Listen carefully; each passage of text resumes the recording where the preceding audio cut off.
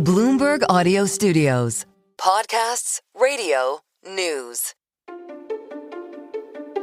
Tuesday marks the end of the first year of President Trump's second term.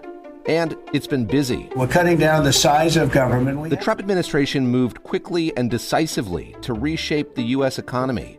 And by extension, it's reshaped the global economy. President Donald Trump's trade wars bring uncertainty, drive up costs, and disrupt global commerce. So-called one big beautiful bill. American hiring plummeted. The cost of groceries is a major source of stress. Investigation of Fed Chair Jerome Powell is sparking backlash. I think that he and his team have come in and really tried to juice the economy and sort of take a bunch of guardrails off of it. Nancy Cook is a political reporter for Bloomberg. I spoke with her and Mark Niquette, our colleague whose beat is the real economy. The administration really looks at affecting the economy and boosting the economy as kind of a three-legged stool with taxes and the tax cuts, deregulation. Trump is talked about eliminating 10 rules for every new rules. And the third leg of the stool would be trade and adjusting what he sees as a trade imbalance with other countries to boost U.S. manufacturing and production.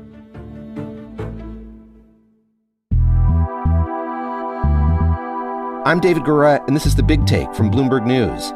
Today on the show, the deep and dramatic changes the Trump administration has made and proposed and imposed, and the effects they've had on the way the U.S. does business, which have had the biggest impact and which are likely to last.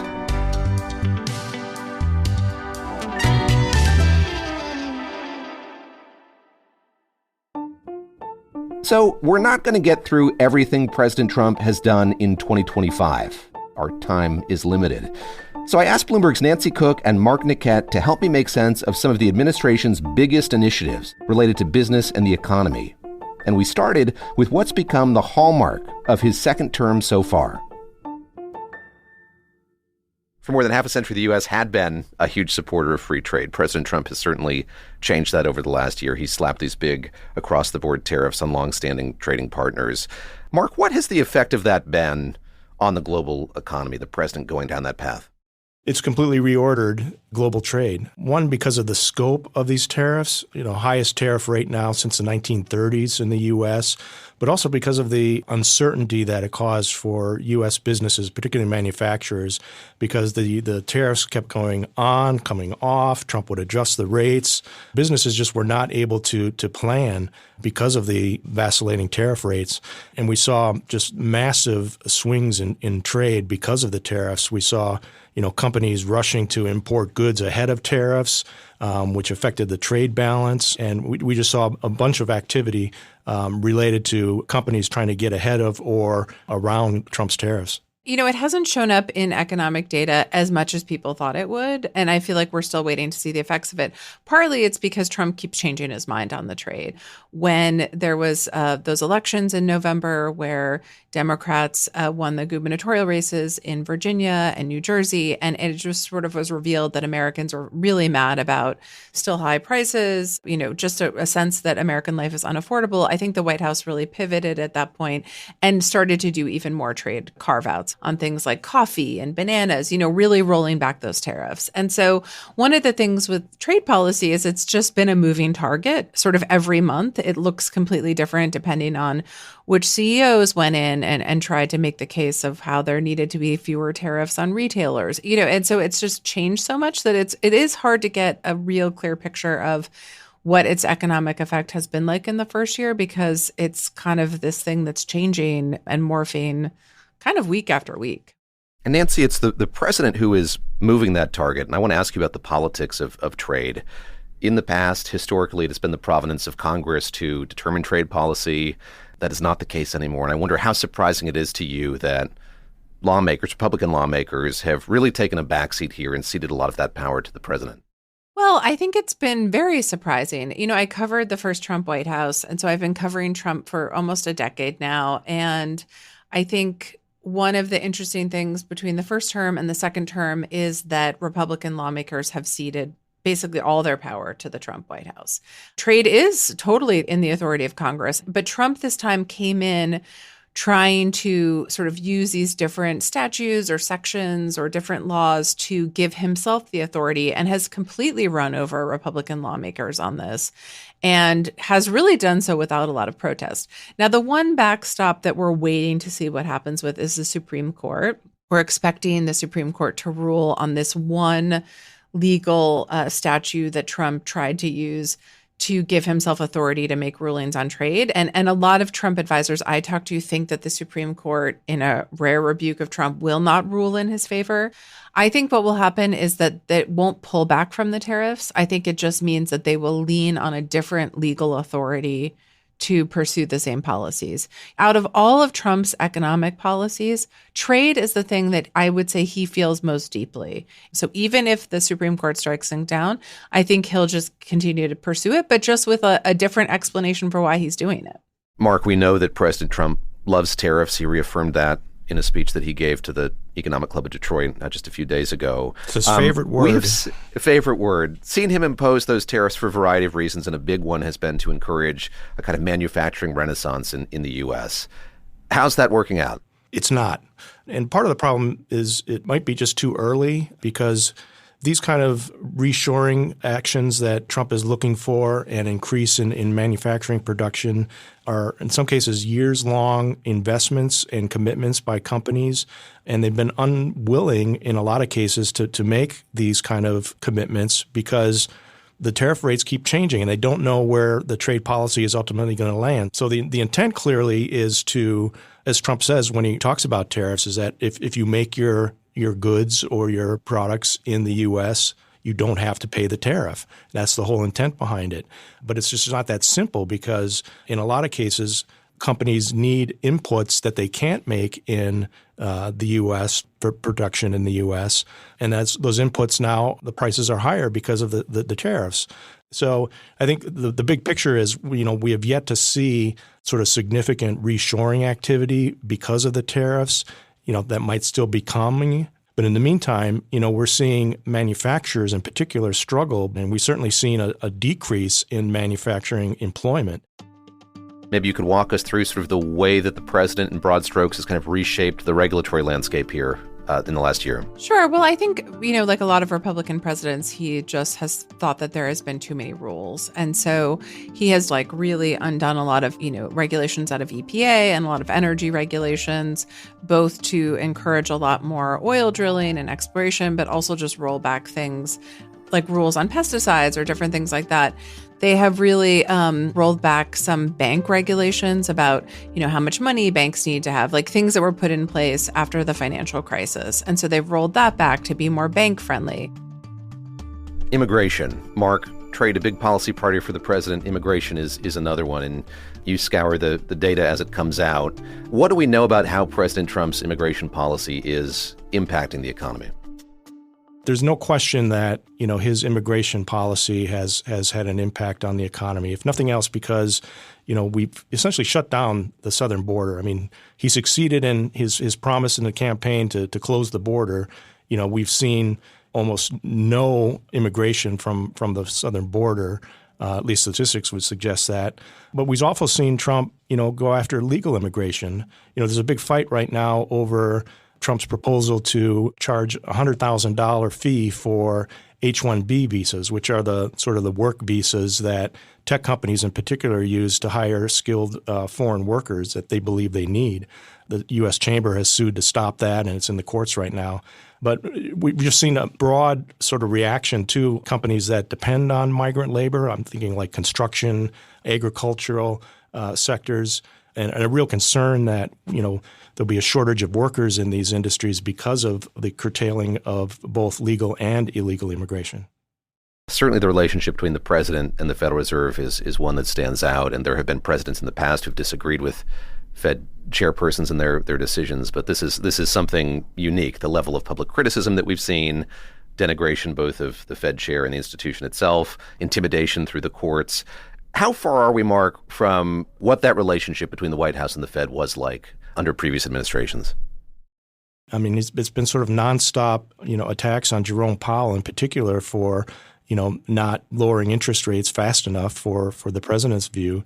And it's completely upended, the relationship that we've come used to between a presidential administration and the Federal Reserve, and sort of this long-held idea, particularly since, Richard Nixon, that, the Fed should have independence and that the U.S. economy benefits when the Fed is allowed to make decisions about interest rates and monetary policy separate from and independent from executive actions and executive authorities that are more interested in maybe the political outcomes than the economic impacts. These concerns about the Fed's independence have caused the dollar to weaken, raising questions about its role as the world's reserve currency. And another relationship Trump has changed is the one between the U.S. government and private companies. It's taken an equity stake in Intel and made a revenue-sharing agreement with NVIDIA. Nancy, I'm sure that you have spoken to traditional Republicans, as I have, who just express astonishment that this is the direction the Republican Party is going in now. I mean, suffice to say, this is a sea change when it comes to Republican Party politics. It has been a remarkable moment, sort of seeing the U.S. government take a stake in Intel, for instance. But Trump, the thing about him is he always wants a deal on the economy. And so what has happened is these CEOs have gone in and, he's managed to take stakes in the companies. Now, the argument that many people in his administration make is he's taking stakes in companies that are critical to national security. So like critical minerals or, chip makers.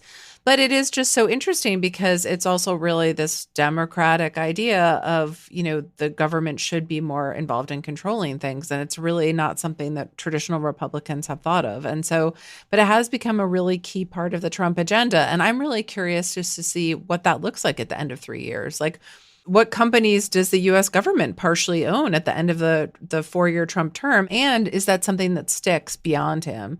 If it's President J.D. Vance or Marco Rubio is running for president, what do they say about that? Is that really part of the Republican idea at this point for the economy?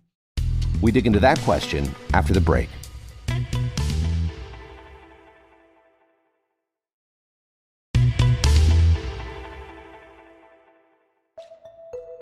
Presidents all leave their mark on the country, some more than others.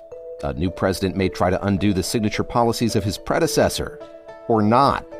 President Biden, for example, did not reverse the tariffs on China that President Trump put in place during his first term. So, to understand the potential staying power of the big economic changes Trump pursued last year, I asked Bloomberg's Nancy Cook and Mark Niquette how difficult it might be for future administrations to reverse them. Take, for example, the tax cuts in Trump's one big beautiful bill, that big tax and spending bill.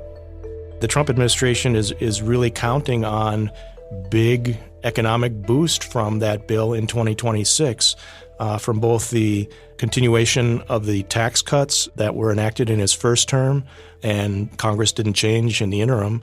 Also, those were augmented. We had the no tax on tips and no tax on overtime. And the administration's counting on a big boost from that. We've seen estimates of $30 billion to $100 billion in additional refunds for consumers as a result of these tax cuts.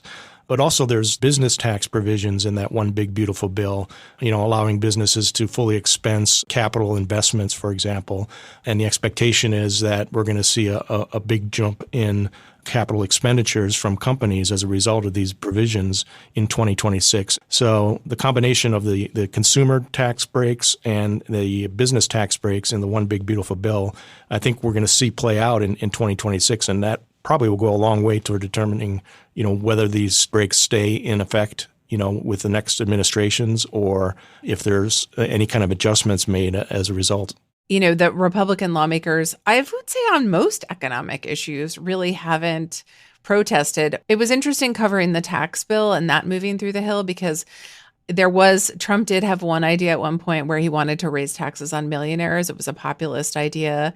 And Republican lawmakers really put their foot down there. And that's one of the only instances I can think of where they really told him no. Not publicly, but privately. There was a lot of discussion between the Hill and the White House. Mark, it's all wrapped up in this issue of affordability, which is something the president talked a lot about on the campaign trail and has been more reluctant to talk about in recent speeches. He claims he's made a lot of inroads when it comes to affordability. As you survey the economic landscape, has he? I think you can point more to things that he's done that have added costs to products or even inflation, particularly with trade, than you can to things that he's done to lower costs. I mean, I think that's one of the reasons you're seeing President Trump roll out these proposals like, banning corporate ownership of single-family homes or capping credit card fees at 10% a year. I think it's sort of an acknowledgement that at least he needs to be seen as doing more to address affordability. But, we continue to see high prices for groceries, beef, and other products that I think is what's really driving, the depressed consumer sentiment surveys we're seeing where, folks just don't feel good about the cost of living or the direction of the economy. The Trump administration is engaged in this kind of bold experiment to change the global economy, change America's place in the world. We've seen global supply chain shift, relationships change, that Times has been in conflict with President Trump's desire to tackle inflation and affordability concerns. What do folks you talk to say about how long this is likely to stay in place? Yes, during this administration, but after President Trump leaves office? I mean, I think that's just an open question. One of the interesting things that I see happening in the beginning of Trump's second year is that he is really willing to break Republican orthodoxy and go after populist economic ideas. He called Elizabeth Warren earlier this week. And texted with Mayor Mamdani. Yeah, he didn't do it, but he thought about raising taxes on millionaires. He has thought about sort of capping credit card interest payments. And so the thing that I am looking for the next 3 years is Trump already really changed Republicans' approach to trade, let's say. And now they think about trade totally differently. And Democrats left some of those policies in place. And so how much does Trump's populist agenda, which is sometimes populist and sometimes actually not, how much does that sort of end up changing the whole conversation about economic policy?